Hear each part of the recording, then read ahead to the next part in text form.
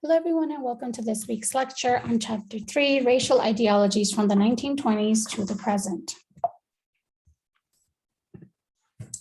The learning goals for this chapter and the questions that this chapter answers include: how do racial ideologies both persist and change? In what ways was 1920 to 1965 an era of overt racism? What role did the civil rights movement play in promoting change? And what are some of the forms that racism takes today?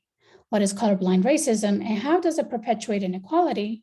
And what did the elections of Presidents Obama and Trump reveal about racial ideologies in the United States?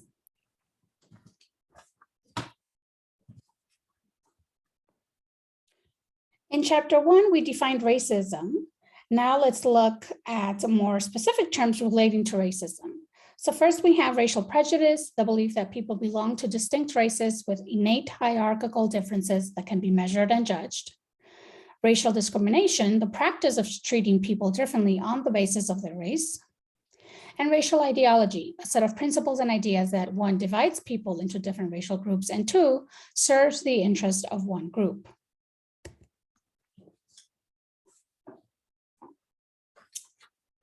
Well, the reading talks about how is it possible for today's day and age for people to be able to both say, I'm not a racist, and yet at the same time, say and practice things that we would definitely define as racist. And the idea that helps explain this is this idea of hegemony, when an idea or view of the world becomes accepted by most people as common sense. For example, believing that Black people are poor or live in poor neighborhoods because they choose to, or because there's something wrong with their culture, is an example of a racial ideology about African Americans that has become so widely accepted that people don't question it, right? It's become common sense that this must be true. And so one scholar who helps us explain and understand this process of hegemony is Patricia Hull Collins, and her vast work on race and its impact on African Americans. And she states, when ideologies that defend racism become taken for granted and appear to be natural and inevitable, they become hegemonic. Few question them and the social hierarchies they defend. So this explains how you don't have to identify as a racist to be influenced by racist ideologies. Now, the reading talks about distinguishing between periods of history where there was overt forms of racism versus more contemporary times where racism is more subtle. Between 1896 and 1954, during the Jim Crow era, it was legal to deny African Americans, Mexicans, Native Americans, and Asians access to public schools and other facilities designated for whites. So Jim Crow segregation laws weren't just impacting African Americans, but a lot of other racial groups throughout the United States as well. Jim Crow laws existed because the Supreme Court ruled in 1896 in the case of Plessy versus Ferguson that state laws requiring racial segregation in public facilities were constitutional as long as the facilities were separate but equal. During the Depression, racial ideologies around Mexican Americans resulted in Mexican Americans being blamed for the lack of jobs during this time period, and thus were targeted through raids for deportation. Those deported included American-born citizens. As many as 1 million people were deported, including, again, American citizens for whom Mexico had not been their home country. During World War II, Japanese American families and ideologies, racial ideologies around Japanese people at this time resulted in their being placed in internment camps. On February 19, 1942, President Franklin Roosevelt signed Executive Order 9066, which ordered Japanese Americans to be detained and sent to internment camps. And this was because one of our enemies, quote unquote, during this war were the Japanese. And so every Japanese person, particularly in the West Coast, was perceived as a potential enemy. Japanese Americans who had been here for generations and had established homes and businesses, particularly in the West Coast, lost these homes and businesses, while many of their sons served as soldiers and were fighting in the war. Now, one little known fact is that one of these internment camps was located here in Colorado, near the town of Grenada, and it was known as Camp Omachi. At its peak, it housed 7,300 Japanese internees. 2/3 of them were American citizens. So again, a vast majority of the people who were being held in these camps were American citizens.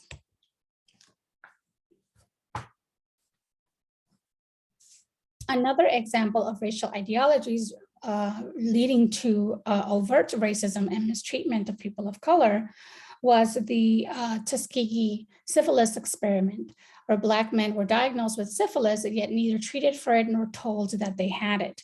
The study encompassed a total of 624 participants and lasted 40 years. It finally came to an end in 1972 after an employee of the Public Health Service leaked the story. By that point, dozens of the men had died, and many of their wives and children had been infected.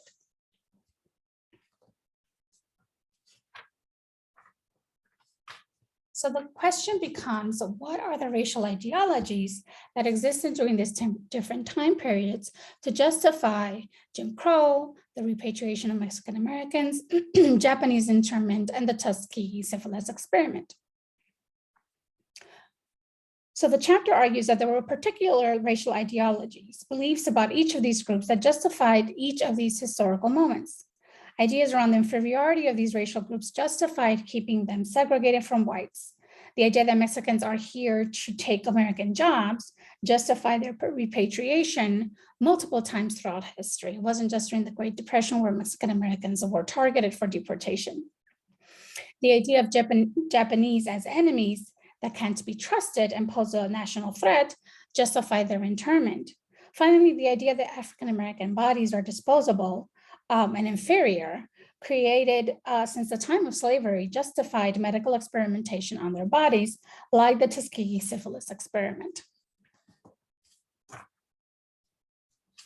The civil rights movement became a movement to try to fight against this kind of treatment against African Americans and other people of color.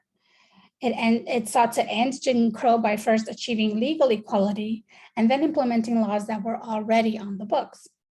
Two court cases that were effective in addressing segregation in schools were the Brown versus Board of Education 1954 case, which most of us are more familiar with, but what we are least familiar with is the Mendes versus Westminster case, which happened in California in 1947, which served as a precedent for the Brown versus Board of Education case.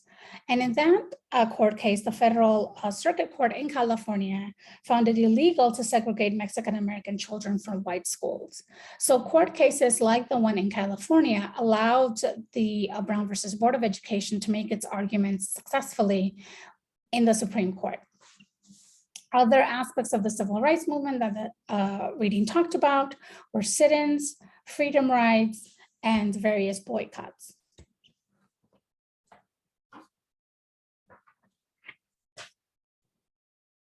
Now, the new racism that exists in our more contemporary times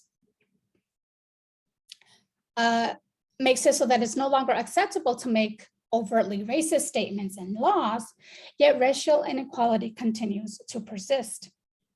For instance, while it would not be acceptable to pass a law that stated that only African-American men should be imprisoned, we've come to accept the overrepresentation of African Americans in prison as normal or natural. And this again would be another example of how these ideas have become hegemonic.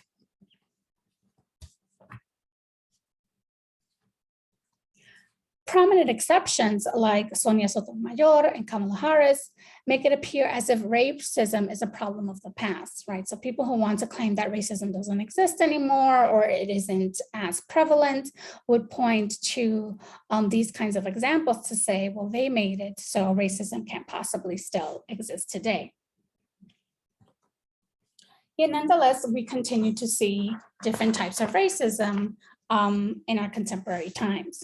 Biological racism is the idea that whites are genetically superior to non-whites, and we've been talking about this for a bit in the last couple of weeks, and this kind of idea continues to exist today. Cultural racism was popularized in the 1960s through the Moynihan Report. And cultural racism is a way of thinking that explains disadvantaged racial groups' lack of prosperity by blaming their behavior and culture. And this idea became popularized through the Moynihan Report in the 1960s, which explained Black poverty by blaming the Black family, arguing that there were too many single mother families, and the solution was to reinstate the role of Black men in the family. So again, it was a way to use Black culture to explain Black poverty instead of looking at discrimination and racist structures that have existed to explain why Black people are poor. The reading talks about colorblind universalism as another type of racism that we see today, which has appropriated Dr. King's quote when he stated of his dream of a day when his children will be judged not by the color of their skin, but by the content of their character. And so this quote has been appropriated to assume he meant that he didn't want his children's Black skin color to be noticed, which is not what he ever said. His point was that he wanted his children to be judged based on their the content of their character. This did not mean that he wanted people to no longer see his children's Black skin because his children's Black skin color was still going to have an impact on their lives. This assumes that the way to solve racism is to ignore skin color differences, and yet does not account for systems of inequality and existing discrimination. Eduardo Bonilla Silva is a sociologist who has dedicated his scholarship to look at how colorblind racism works in our society and why it doesn't, it is not an efficient way to get rid of racism in our society. So he offers a framework for understanding how widespread racial inequality continues to persist. He has found that people use racial frames to justify racial inequality and that they deploy rhetorical strategies when asked about their attitudes. So the different racial frames that he talks about are, one is abstract liberalism, which involves using liberal ideas such as equality of opportunity or freedom of choice to explain or justify racial inequality. For example, believing that Black people live in poor neighborhoods because they choose to. Naturalization as another framework permits people to explain racial phenomena as if they were natural. For example, people who believe that segregation is natural, that it's nature of human beings to like to be around others like them. Another cultural racial frame is cultural racism, which attributes disadvantaged racial groups' lack of prosperity to their behavior and culture rather than to structural factors, as we talked about before. The Moynihan Report being an example of this kind of racism. And a final racial frame that is used today is the minimization of racism that suggests that discrimination is no longer a central factor affecting the life chances for people of color. And again, pointing to exceptions like Sonia Sotomayor or President Obama or Kamala Harris as an example of a minimization of racism. Now, the storylines of colorblind racism refers to the rhetorical strategies that are used to explain how racial ideologies are perpetuated today. So these quotes are sort of an example of the kinds of things that people say that point to the storylines of colorblind racism. For instance, indicating that the past is the past, or I didn't own any slaves. If Jews, Italians, and Irish made it, how come Blacks have not? Or believing that you didn't get a job because of a Black man. These storylines help whites maintain a colorblind sense of self while maintaining racial inequality. So the key points of this chapter have been that progress has been made in terms of overt racism as a result of the civil rights movement. Yet racial ideologies change to adapt to the particular historical moment. So for example, the existence of colorblind racism today is an example of racial ideology that has shifted so that people are able to claim that they're not racist, while at the same time expressing racist beliefs and practices.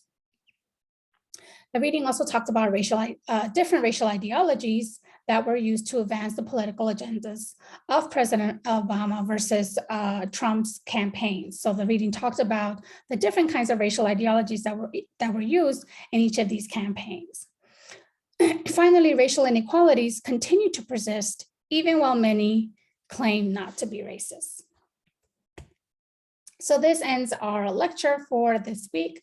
I will see you guys next time.